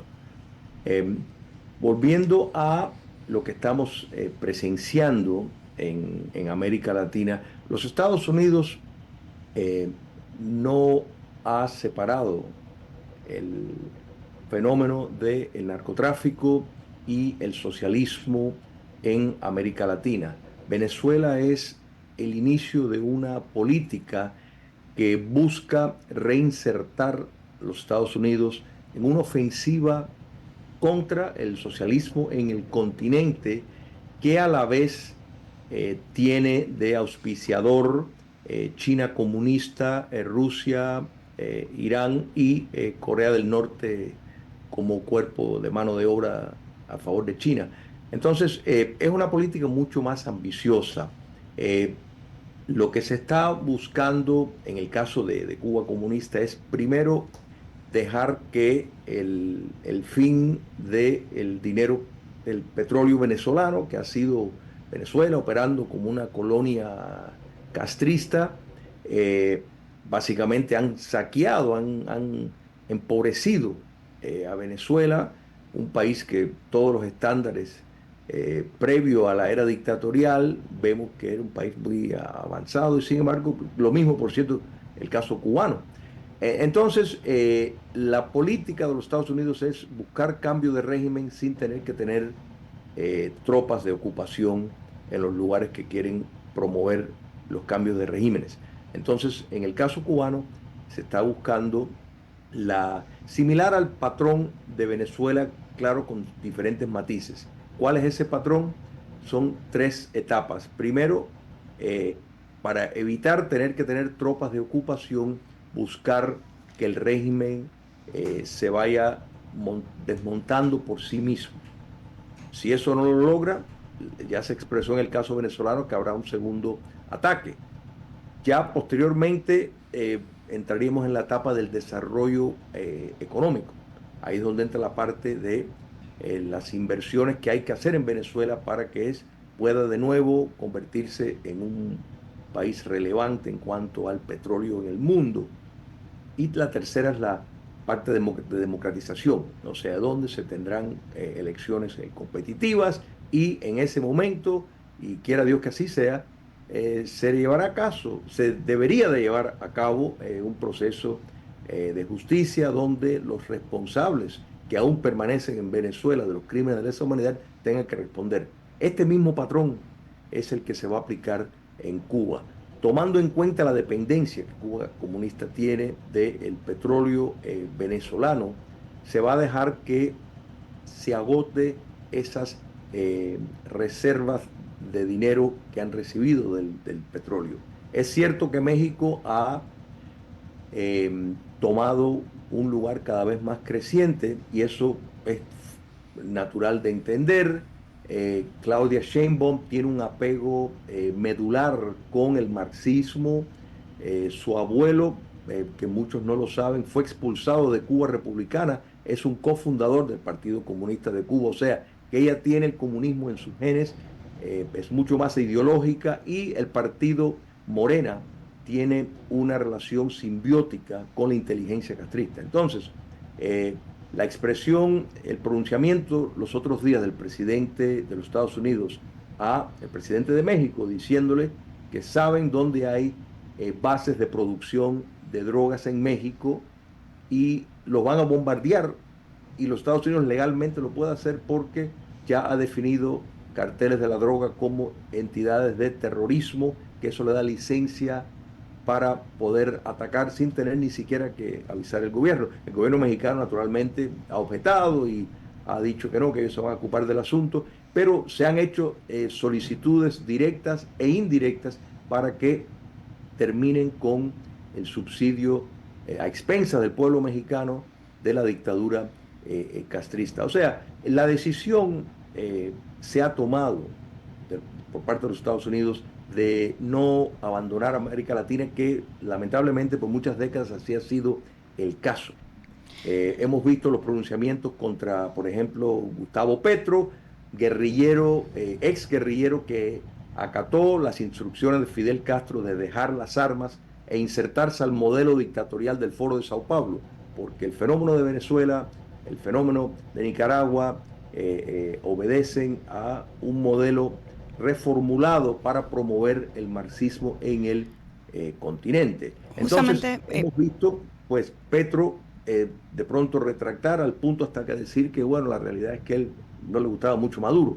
Entonces, es una política que tiempo más o tiempo menos, y hay un claro entendimiento de que Cuba comunista es su base. Y eso es muy importante, que el secretario de Estado y el asesor de seguridad nacional, que siempre tenemos que recordar que en los Estados Unidos el último que ocupó ambas posiciones fue Henry Kissinger, o sea, una persona que tuvo enorme influencia, y en este momento la persona que más influencia tiene en el gobierno estadounidense, particularmente con relaciones exteriores, es Marco Rubio, y pueden buscar Marco Rubio desde que era concejal de una pequeña ciudad dentro del condado de Miami-Dade. Siempre ha tenido la misma visión de lo que representa Cuba comunista, entendiendo su naturaleza, entendiendo el peligro que eso es para América Latina, el daño que le hace, y el daño que le hace a los propios Estados Unidos por su relación con grupos de terrorismo doméstico.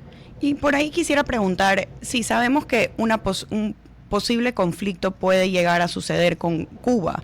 ¿Cómo han reaccionado Nicaragua y otros aliados del eje boliviano, específicamente en este efecto dominó que estamos viendo, ante el posible colapso de un bloqueo ideológico en la región, más allá de gobiernos aislados? Hemos visto que las ideologías en ciertos gobiernos latinoamericanos han cambiado drásticamente.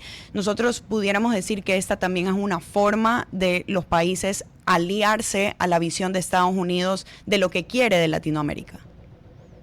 Mira, lo que estamos viendo es que ya no está la Unión Soviética, que era una potencia que tenía un compromiso con promover el comunismo internacional. Ese papel lo asumió Cuba comunista tras la caída del comunismo soviético y fue financiado el proyecto con el petróleo venezolano, en parte por el narcotráfico, que, repito, el narcotráfico en América Latina está íntimamente en fusión con el socialismo continental. Eso no hay duda y eso lo entienden los Estados Unidos. Pero lo que estamos viendo es, por ejemplo, el dictador en Nicaragua tratar de aislarse del modelo, aislarse en la parte de la óptica. En otras palabras, no hemos escuchado ningunos pronunciamientos en defensa del régimen chavista, no hemos visto manifestaciones organizadas desde el poder político en Managua, no lo hemos visto en Bogotá, escasamente los vimos aquí en los Estados Unidos, o sea, grupos típicamente pagados porque hay un prototipo de estos manifestantes pagados que si vas y le preguntas dónde está Venezuela, ni siquiera saben dónde está en el mapa. Entonces, hemos visto un distanciamiento, Lula da Silva, lo propio, alguien que es un cofundador del modelo dictatorial del Foro de Sao Paulo, silencio, un mutismo absoluto, a pesar de, sí, expresiones simbólicas. O sea, nadie va a venir al rescate de el socialismo continental porque muchas cosas pasaron el 3 de enero en Venezuela y estas otras cosas no son menos importantes que el hecho de que un dictador narcotraficante fue llevado ante la justicia, donde será tratado en una cárcel mucho mejor de lo que él trató a los venezolanos en las cárceles políticas venezolanas. Pero la presencia china en cuanto al equipo bélico antiaéreo, la presencia rusa en cuanto al equipo bélico antiaéreo, protección al régimen chavista, los drones de Irán, autocatalogados por los ayatolás como los mejores del mundo, quedaron demostrados al mundo que son de segunda categoría. China, una potencia tecnológica, se burló, quedó choteado totalmente, porque los Estados Unidos pudieron destruir totalmente su capacidad de disparar ni un chícharo, bueno, pero ahí... porque los radares quedaron neutralizados. Esto quiere decir, y aquí las lecciones para los chinos, para los rusos de lo que ha ocurrido es bastante sorprendente. Entonces es por eso que no estamos viendo ninguna movilización de la izquierda radical en defensa bajo pretexto de falsas nociones de soberanía. Ahí deberíamos igual poner ojo a lo que reporta la prensa norteamericana. Dicen, por ejemplo, que los mecanismos de defensa antiaérea con los que contaba Venezuela, con los que cuenta todavía, no están operativos por falta de mantenimiento. El sistema Buk, el sistema S-300. Se reportó también en otra ocasión, recuerdo hace unos días antes, unos días antes, que un acuerdo de armamentos, de compra de armamentos con Rusia colapsó ya en el año 2018, es decir, la situación económica de venezolana es tan penosa que no han podido operar el armamento y la tecnología con la que cuentan a duras penas. Así que a lo mejor este no sea el campo de pruebas que querían los Estados Unidos contra Rusia y China, pero sí digamos una renovación de lo que conocemos como su capacidad para sacar a regímenes en Latinoamérica, como pasó en Panamá o como pasó en Granada. En Venezuela, los venezolanos no eran los que estaban defendiendo el chavismo. Primero tenías la inteligencia castrista, que es la fuerza imperial que manda o que mandaba en Venezuela. Segundo, había un equipo y un sistema chino de antimisiles. Había o hay un sistema ruso de antimisiles, y las milicias de Hezbollah en Venezuela han tenido una permanencia desde que el chavismo llegó al poder, y Irán ha desarrollado drones de los cuales Venezuela los tiene. O sea, y eso no respondieron. Y no respondieron porque los equipos, tanto de los chinos como de los rusos, fueron diseñados para reaccionar y combatir los aviones F-16. Sin embargo, los Estados Unidos no utilizó aviones F-16 entendiendo eso. Usaron F-35, que es otro avión más nuevo, más costoso, que tiene incluso la capacitación de enviar signos que de todas maneras distorsionan los sensores y el sistema tecnológico de estos armamentos chinos y rusos, de modo de que eran inefectivos porque no sabían a qué dispararle. Entonces, los Estados Unidos también inauguró ya en acción una nueva rama de las Fuerzas Armadas llamando el Comando Espacial. Y el Comando Espacial no busca ir a viajes a la Luna, sino busca precisamente desde el espacio dar apoyo a las Fuerzas Armadas para ofrecer mecanismos altamente tecnologizados que neutraliza e impide comunicaciones entre las fuerzas enemigas, que fue exactamente lo que ocurrió. Entonces, los venezolanos desde hace mucho tiempo han perdido control de su país. Podemos decir que su llegada al poder fue desde el primer momento avalado por fuerzas externas, y por eso nociones de que si los Estados Unidos, como algunos críticos lo escuchamos, que si está sacando el petróleo. No, el petróleo hace mucho tiempo que Venezuela lo perdió y se convirtió en propiedad del socialismo y de otras entidades extranjeras. 9:02, estimado Julio, le agradecemos por habernos acompañado esta mañana. Bien. El tiempo otra vez nos ha ganado y no escucha nuestras plegarias. Ojalá en otra ocasión podamos ir conversando. Cómo no, con gusto. Un placer. Y a ustedes, queridos radioescuchas, nada más decirles que en unos minutos más regresaremos con el siguiente segmento del programa La Mañana en RTP. RTP 96.5, a la conquista del mundo digital. Presenta sus nuevas instalaciones y tecnología de vanguardia. Renovamos nuestro compromiso de seguir brindando contenido útil y de la más alta calidad. Programas de opinión con referentes de la comunicación. Noticias para contar todo lo que está pasando en todo momento. Una variedad de segmentos con lo que necesitas saber. Y asociaciones internacionales estratégicas. Todo para mantener a nuestra audiencia y seguidores siempre bien informados. Siempre en RTP. Buena compañía. Estamos de vuelta. Aquí yo creo que vamos a coger unos minutos y hablar de un tema. Todavía no se sabe mucho del tema, entonces vamos a hablar un poco abiertamente del tema. Y es justamente el qué tanta culpabilidad o qué tanta responsabilidad tienen las personas que se lucran indirectamente del narcotráfico. ¿Qué podemos nosotros esperar de una sociedad que muchas veces calla cuando hay que hablar, muchas veces sabe lo que está pasando, pero por reservación, por miedo también, deciden no reportar lo que está pasando? El hecho o lo que sucedió hace unos días en una urbanización en Isla Mocolí, creo que es muy relevante, no por los hechos, ya los hemos visto y creo que lo hemos dicho, pasan a diario en barrios marginales en la ciudad, solo que no se lo puede llegar a ver.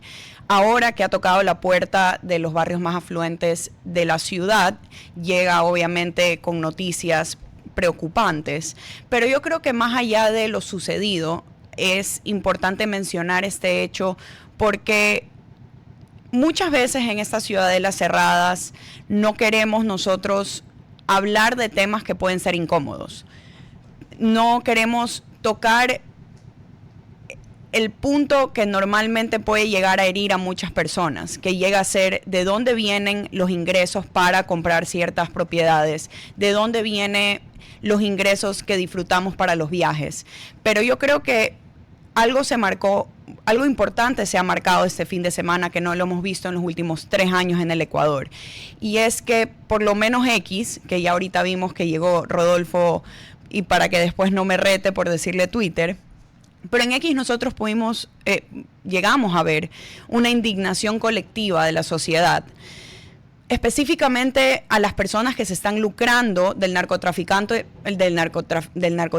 pero específicamente no son las personas que dan las direcciones, no son las personas a cargo de a quién matan y quién no matan. Estamos hablando de la gente que decide obviar lo importante acerca del narcotráfico porque se pueden lucrar de él. Creo que como sociedad nosotros llegar a un punto en el que castigamos estos hechos y no los vemos como normales y no aceptamos lo que está pasando como la normalidad es un buen punto de partida para la sociedad, específicamente para poder convertirnos en una mejor sociedad y colectivamente cuidarnos. Yo creo que obviamente la policía tiene mucho que ver, el gobierno tiene mucho que ver, pero si como nosotros, nuestra sociedad no se indigna cuando esto pasa, no vamos a poder llegar al futuro que nosotros queremos.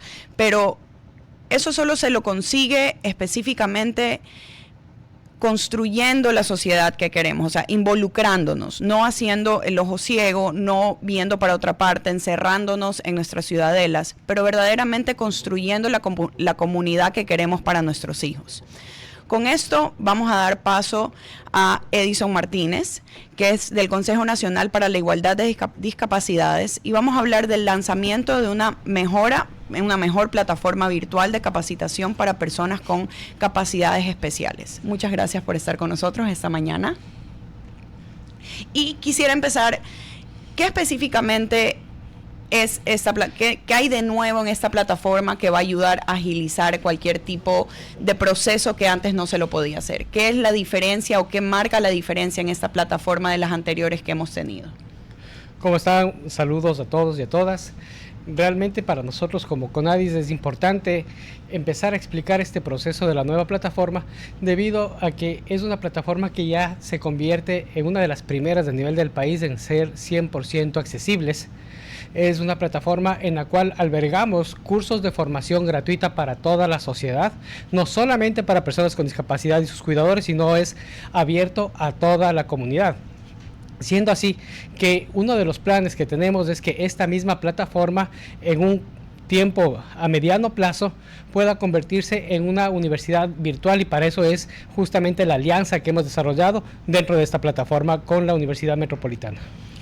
Y en esta plataforma específicamente están incorporando herramientas para lectores de pantalla, lenguaje en señales, subtítulos. ¿Cómo están ayudando a las personas específicamente comparado con otras plataformas? Bueno, nuestra plataforma cuenta con todo el tema de accesibilidad en el que son textos de fácil lectura, son textos que se pueden leer a través de los lectores de pantalla. Tenemos ya hecho las pruebas, las imágenes tienen descripción de las imágenes, que es así como se debe trabajar. También tenemos a nuestra intérprete de lengua de señas que acompaña los procesos de los vídeos que se cargan dentro de la plataforma, siendo así que es una plataforma, como ya lo mencionaba, accesible no solamente por los mecanismos de accesibilidad que se les da tradicionales, sino también que nos permite cambiar los tonos, contrastes, aumentar el tipo, la tipografía, modificarla, el contenido para las personas que tienen también discapacidad visual y necesitan otras adaptaciones. Son cosas que de una u otra forma no se las ve comúnmente, pero que son necesarias cuando hablamos de accesibilidad. Y adentro de la plataforma en la capacitación, ¿existen certificados oficiales o reconocimientos que las personas que se involucran en esta plataforma y toman ciertos cursos puedan obtener al final de su, digamos, educación? Por supuesto. De hecho, una de las actividades importantes dentro de este convenio también es la certificación. Esta certificación es dada y reconocida por esta institución de educación superior, entonces tiene un aval universitario. Nuestros cursos también ya han sido modificados, mejorados en los contenidos, lo que permite que tengan ya al menos las 40 horas, varios de ellos, para tener el reconocimiento también en procesos de certificación y acreditación de competencias para el Ministerio de Trabajo. Es así que actualmente tenemos 9 cursos que están ya albergados en esta plataforma. Estamos trabajando este año ya en 3 cursos más que responden a las necesidades reales y actuales de la sociedad, siendo así que tenemos ya propuestas para ir desarrollando conjuntamente con el Ministerio de Educación, Cultura y Deporte, con la Secretaría de Gestión de Riesgos, y también tenemos ya otro curso que va dirigido hacia sociedad civil específicamente en temas de productividad. Justamente que en ese punto creo que es importante saber si se está trabajando de la mano con el sector privado o instituciones públicas que las acabas de mencionar, para que esta capacitación tenga una salida el lado laboral concreta. Cómo se está trasladando no solo quedarse en educación, pero poder comunicar y culminar en un trabajo, una oportunidad laboral. Es muy importante entender cómo estamos trabajando actualmente desde CONADIS. Estamos, en primer lugar, sacándonos este velo que teníamos de las personas con discapacidad y de creer que solamente debemos tener asistencia en bonos. Ya dejamos de lado la visión asistencialista y estamos pasando a una visión de productividad.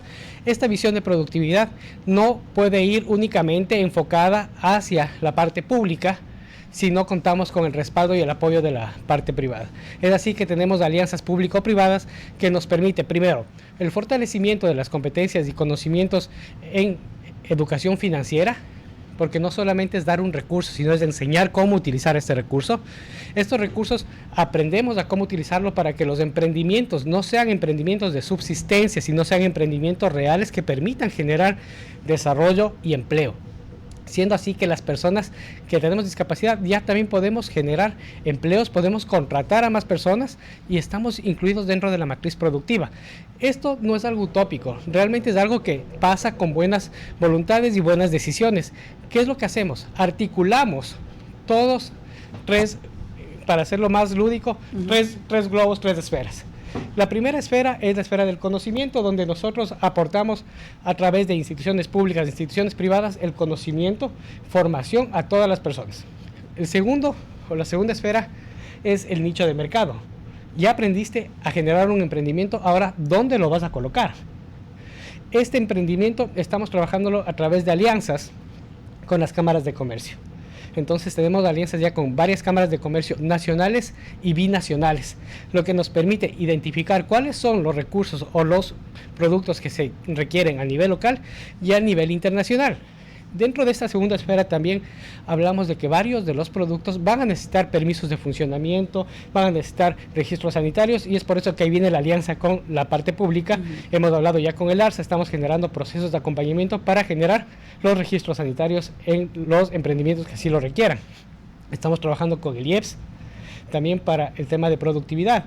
Adicionalmente, estamos ya incluyendo a nuestros emprendedores en todas las ferias que se pueden dentro de la parte social para que expliquen y muestren sus productos. Porque el enseñar un producto de una persona con discapacidad también es un proceso de sensibilización en el cual nos damos cuenta que tienen las mismas capacidades, tienen las mismas potencialidades e inclusive muchas veces tienen una mayor destreza en realizar ciertas actividades de una manera diferente, innovadora. Es por eso que la última esfera es la parte también del trabajo con las organizaciones no gubernamentales, que pueden ser también las de embajadas, con quienes estamos teniendo muy buenas relaciones para generar procesos de incorporación de recursos a través de las fundaciones o sociedad civil que pueda ejercer como cooperante alineados a la estrategia de productividad que estamos desarrollando. Y un poco para cambiar el tema, pero creo que es muy importante, ¿qué tan difícil, bueno, con esta plataforma asumo que una de las intenciones es visibilizar la capacidad de personas con discapacidad y no verla solo como esa persona está discapacitada, no puede hacer nada, pero ver en realidad cuáles son sus cualidades y cómo ellos pueden ayudar en el ámbito laboral? ¿Cómo ha sido para ustedes tratar de cambiar este estigma en los últimos años? ¿Cómo se ha podido visibilizar a las personas con discapacidad solamente con algo que puede ser que no, una discapacidad no significa que esa persona no puede entrar al mundo laboral, que no tiene la capacidad de ejercer un empleo digno por muchos años? ¿Cómo ha sido cambiar este estigma en la ciudad, en el país, en verdad? algo importante es la visión que tenemos. El entender que cuando las personas quieren involucrarse en un empleo, no lo hacen únicamente por necesidad. Recordemos que las personas a nivel general buscan un proceso de profesionalización. Las personas con discapacidad actualmente en nuestro país, muchas tienen ya formación de tercer, cuarto nivel, lo cual les coloca ya al estándar de rangos medios, rangos altos a nivel empresarial. Es un mito creer que las personas con discapacidad solo trabajan en el servicio administrativo como auxiliar de servicios. Eso tal vez podría haber pasado en tiempos anteriores. Sí, fue una de las primeras entradas que teníamos, pero con el paso del tiempo también esto va mejorando a través de las condiciones que tenemos, y lo importante aquí es el trabajo con las empresas. El trabajo con la empresa privada, creo que las personas que hemos tenido la oportunidad de estar vinculados en la parte privada, sabemos que lo importante es el objetivo de la empresa y la fidelización de los empleados o trabajadores. ¿Cómo fidelizo yo a un trabajador? Es brindándole la confianza, brindándole las capacidades y oportunidades para seguir mejorando. Independientemente de que tenga o no discapacidad, si una persona cree en la empresa, cree en el proceso, va a trabajar y va a fortalecer a una institución. Eso es lo que trabajamos y les explicamos para generar un verdadero proceso de inclusión.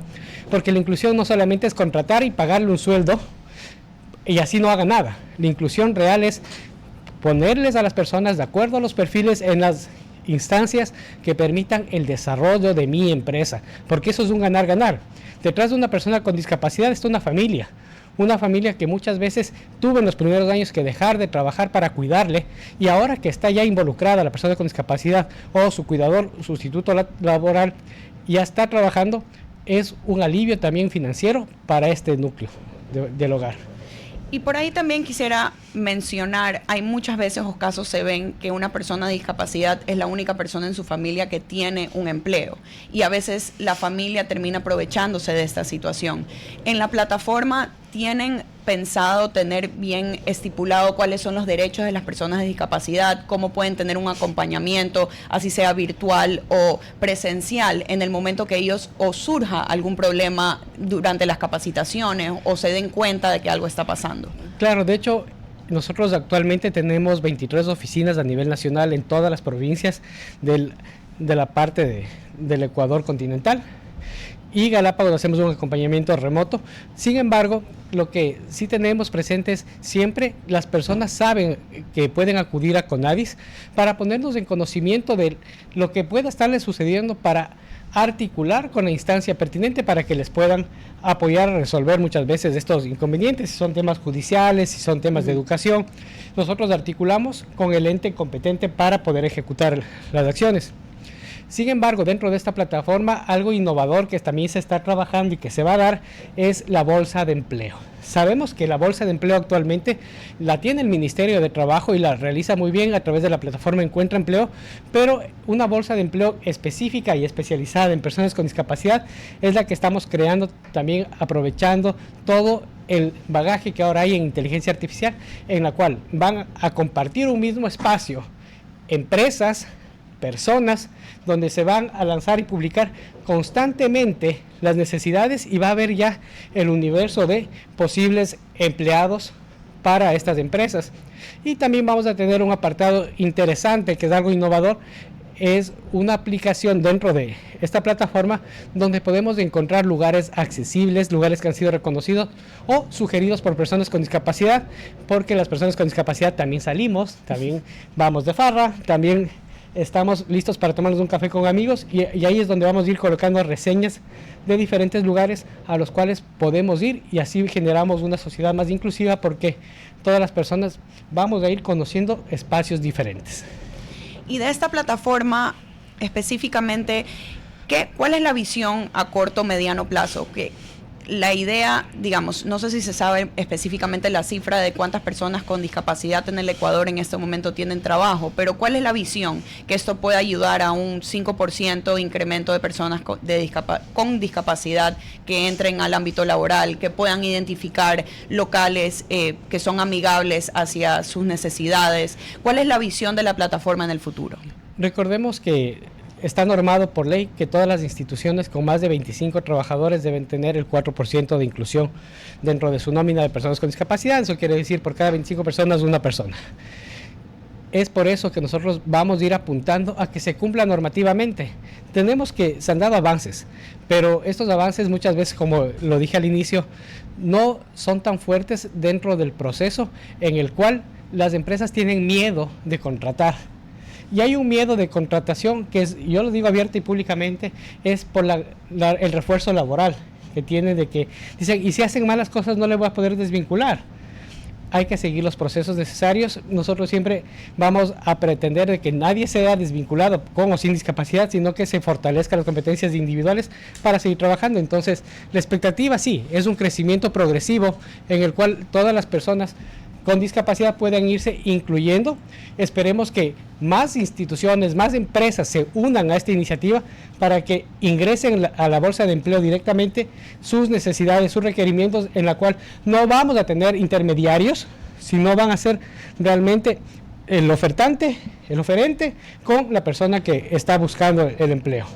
Nos quedan 3 minutos y no quisiera desaprovechar esta entrevista sin preguntar por lo que va más allá del ámbito laboral, porque entiendo que aquí se puede chocar también con otras instituciones del Estado central y el Estado local, pero la problemática que enfrentan las personas con discapacidades en el país va más allá de la discriminación laboral. Las ciudades a veces no están diseñadas para transitarlas con una persona discapacitada. Hay falta de rampas, por ejemplo, para quienes van en silla de ruedas.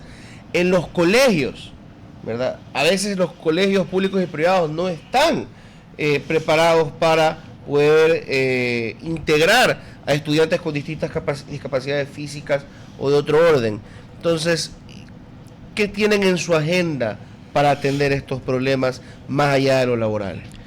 Qué buena pregunta. Realmente lo importante es, para la primera pregunta de accesibilidad en cuanto al entorno y al espacio físico, importantísimo la articulación con los GATS.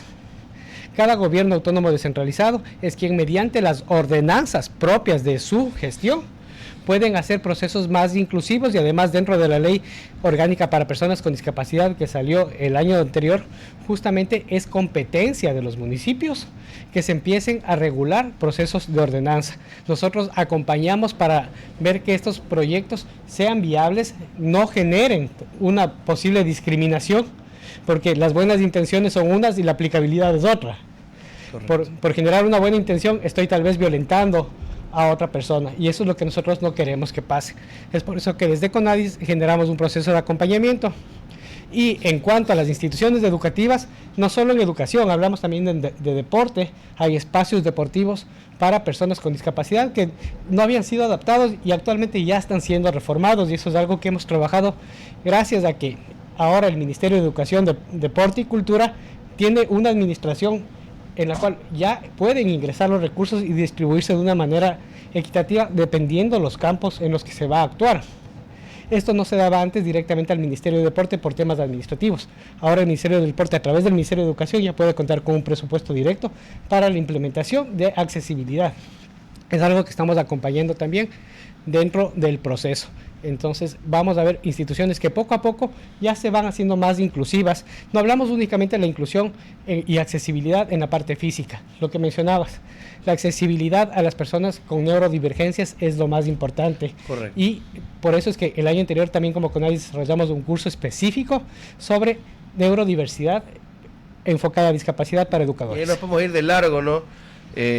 Lamentablemente el tiempo no nos lo permite, pero claro, hay dos visiones. Yo me acuerdo desde pequeño y no, yo dejé las aulas hace poquito, relativamente. Si el enfoque correcto es que trabajen todos en la misma aula o tener cursos separados, alguna versión mixta, hay mucho que debatir, pero bueno, me congratula, me quita preocupación también saber que el CONADIS tiene también el ojo puesto sobre la educación, sobre la accesibilidad y otros problemas, otros frentes donde enfrentan problemas las personas con discapacidad en el país. Así que le agradezco mucho, secretario, por habernos acompañado esta mañana. Muchas gracias por la invitación. Siempre vamos a estar presentes cada vez que se necesite resolver alguna duda, algún inconveniente.